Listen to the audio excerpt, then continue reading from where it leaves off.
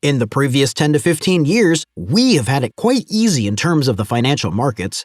The S&P 500's earnings have approximately doubled over the previous 10 years, and the price has increased by 3 times the highest federal funds rate we've ever seen. The current situation was only 2.5%, so it has been favorable for both enterprises and investors. Due to the low cost of money, it has been simple for firms to develop, valuations to increase, and investors to profit. It looked like everything you bought was rapidly increasing in value at the end of 2019. Of course, the bubble eventually popped. The pandemic caused pandemonium around the world. As a result of business closures, the financial markets crashed. The investing world was brought to its knees by the protracted and gloomy recession.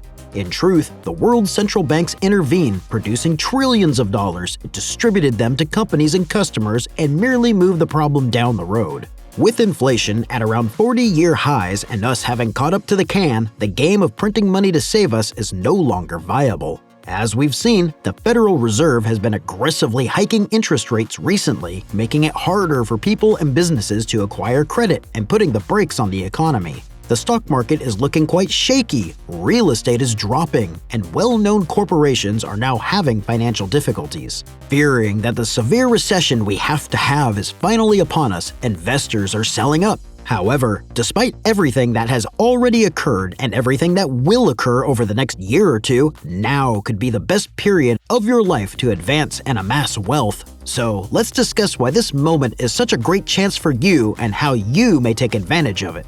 More than most people understand, investment involves a lot of psychology. Although buying low and selling high is the basic principle of investing, most investors actually follow the exact opposite strategy. They purchase high and afterwards sell low. They don't intend to do this after all. However, when circumstances are hard, their fear, uncertainty, and doubt just drive people away from the market. However, as experts like Warren Buffett, Charlie Munger, Monish Bryan, Bill Town, and all of these others would assert, the best moment to invest is when the market is severely down.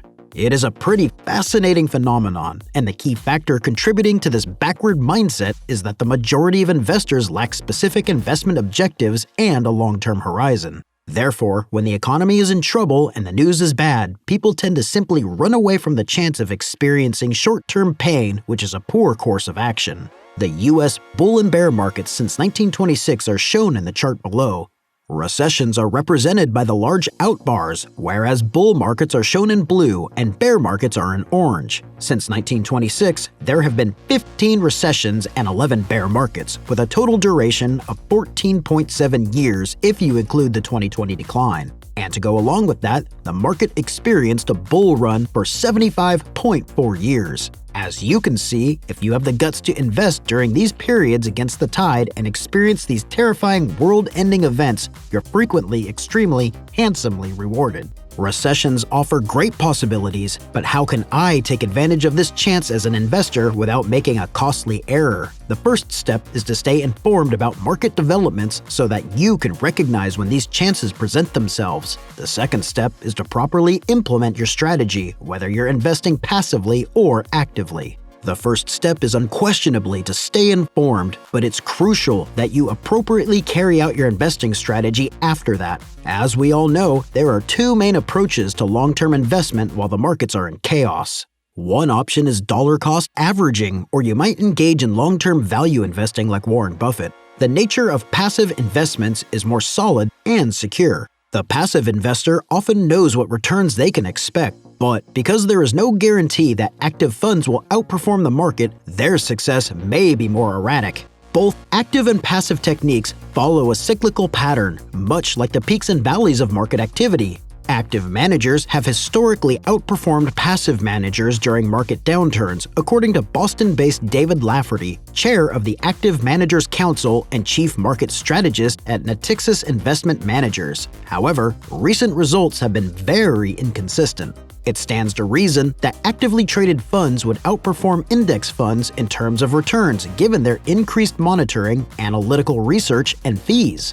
Experts claim that passive methods are challenging to outperform in a low-volume market scenario based on historical performance. In general, analysts think that using an active strategy can be more beneficial during a bad market. According to Matthew Timpane, a senior market analyst at Cincinnati-based Schaefer's Investment Research, index funds offer an advantage because of their low-cost structure and wide exposure, which reduces the danger of investing in a single stock or concentration.